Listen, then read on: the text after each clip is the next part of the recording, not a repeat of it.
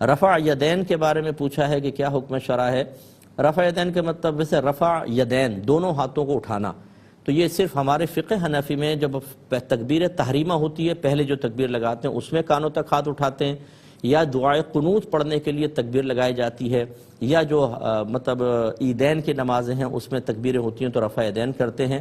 باقی یہ حدیثیں ضرور ثابت ہیں کہ ابتدا میں نبی کریم صلی اللہ علیہ وسلم رفع یدین فرماتے رہے ہیں، یعنی جیسے قیام کے بعد رکوع میں گئے، رکوع سے اٹھے تو پھر آپ نے دونوں ہاتھ اٹھائے، پھر آپ سجدے کے اندر گئے ہیں۔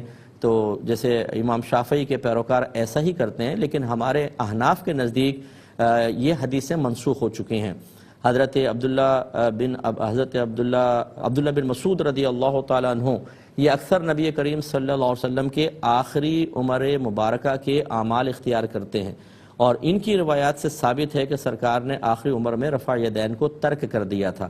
اور امام اعظم ابو حنیفہ رضی اللہ تعالیٰ عنہ فقہی معاملے میں عبداللہ بن مسعود رضی اللہ تعالیٰ عنہ کی حدیثوں پر عامل ہے، لہٰذا ہم رفع یدین نہیں کریں گے۔ لیکن اگر کوئی کرتا ہے رفع یدین تو ٹھیک ہے، آپ اس پہ طنز نہ کریں، وہ اپنی دلیل سے کر رہا ہے، لیکن مسئلہ یہ جو نہیں کر رہا اس کو برا بھلا کہنا۔ رفع یدین زیادہ سے زیادہ سنت کریمہ، یہ کوئی فرض یا واجب نہیں ہے۔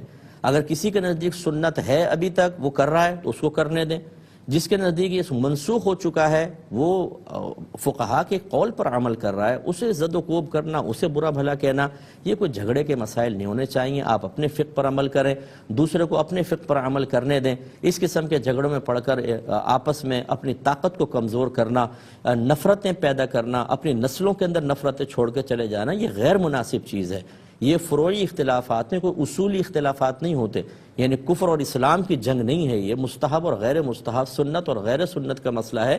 ان میں نرمی اور آسانی ہے، جو جس امام کو فالو کرتا ہے وہ اس کے مطابق عمل کرے، دوسرے کو اس پہ طنز کرنے یا اس پہ تنقید کرنے کا حق حاصل نہیں ہوتا ہے۔